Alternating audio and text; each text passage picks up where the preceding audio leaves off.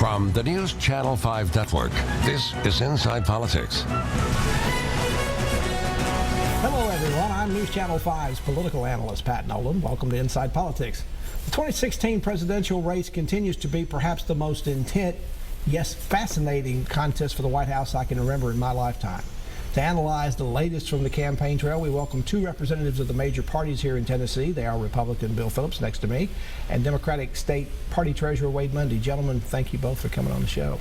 Pleasure. Now, I talked about, we'll discuss the latest campaign developments, but in this election cycle, it seems something happens at least every day, sometimes every hour, based on what was the latest Twitter feed or leaked email. You guys live, breathe, eat, and sleep this stuff. Is it even hard for you to keep up with what's going on out there? Yeah, it's hard for me to do my day job because I'm trying to follow everyone's Twitter feed or the latest news development. And you can do it online now, so you can save it all the time. Yeah. Bill? Well, fortunately, my day job lets me dabble in it a little bit, but it's never anything like it, and I've been hanging around it for a long time now. Now, it used to be a general election for president like this really didn't get started until Labor Day. Now, this year the conventions were moved up, but why is this year's campaign so intense and so constant in new developments? Is it the internet? Is it social media? What is it? Well, it did start Labor Day, but it was last Labor Day, and I think it's because Donald Trump has been driving the conversation via Twitter, essentially. Well, and I think they both have their base, and they're trying to figure out how to expand, or at least Mrs. Clinton is trying to figure out how to expand. I'm not so sure about Mr. Trump. Now, Bill, this week we saw another major change signaled by Donald Trump. This is yet another reboot. This time the candidate changed on, of all things, his illegal immigration policy, which, if there's one thing that has been his number one issue since he got in, it was building the wall and also deporting all 11 million illegals in the country. But now he seems to be softening on that. What do you make of that? Well, he was softening until earlier today, and then it looked like he was shifting back to his original. And so, there for a day or two, it looked like the wall had a chink in it. But now, Wade, Donald Trump has been quite a bit of a Teflon candidate during this. He even said at one time back during the primary that he could shoot somebody dead on Fifth Avenue in New York in broad daylight that wouldn't cost him any votes. As someone on the other side trying to beat him, that's a pretty hard candidate to beat because nothing seems to stick. But the New York Times this morning has an article about his base of support, white men, and where he's starting to lose some support among white men. He probably could shoot someone on Madison Avenue and get away with it among that group for a little while, but not forever.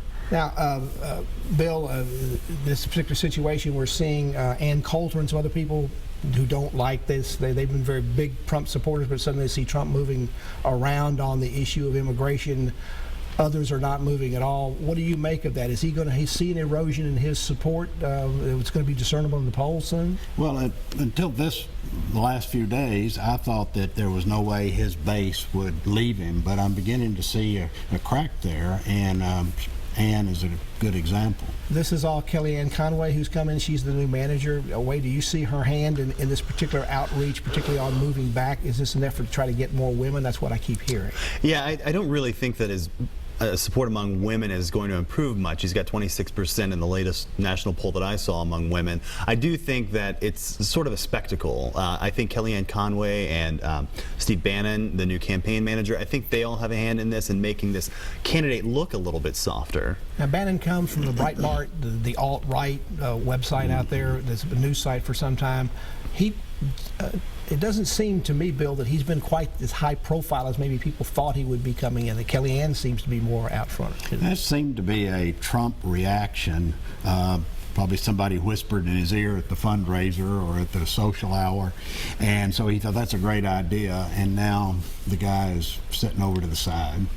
Some fascinating comments this week out of the Trump campaign. Reince Priebus, who's the chairman of the National Republican Party, made a comment this week that he thinks Trump has turned things around enough that he may be leading in the polls by Labor Day. What does he know that maybe other people don't, and certainly I don't know? I don't think he knows anything. I think it's just pure speculation and trying to make his candidate appear successful when he is flagging in every poll in every swing state. Now, Bill, I saw a editorial in the Wall Street Journal about 10 days ago that I don't think I'd ever seen before, which basically saying, look, if Trump doesn't get his act together by Labor Day and is a serious considered a serious candidate, the party ought to take their money away and they ought to make the vice presidential candidate the head of the ticket. Is that got something to do? Is Priebus trying to set some kind of goal out there that if they show any movement at all, he can say, "We'll see, we're moving in the right direction"? Is he trying to deal with that? Wall Street Journal and other things out there saying the party ought to pull their support? Well, Priebus is doing his job as chairman of rah, rah, rah, but it's extremely difficult, and the establishment is pulling away, well, whoever the establishment is, pulling away from the candidate.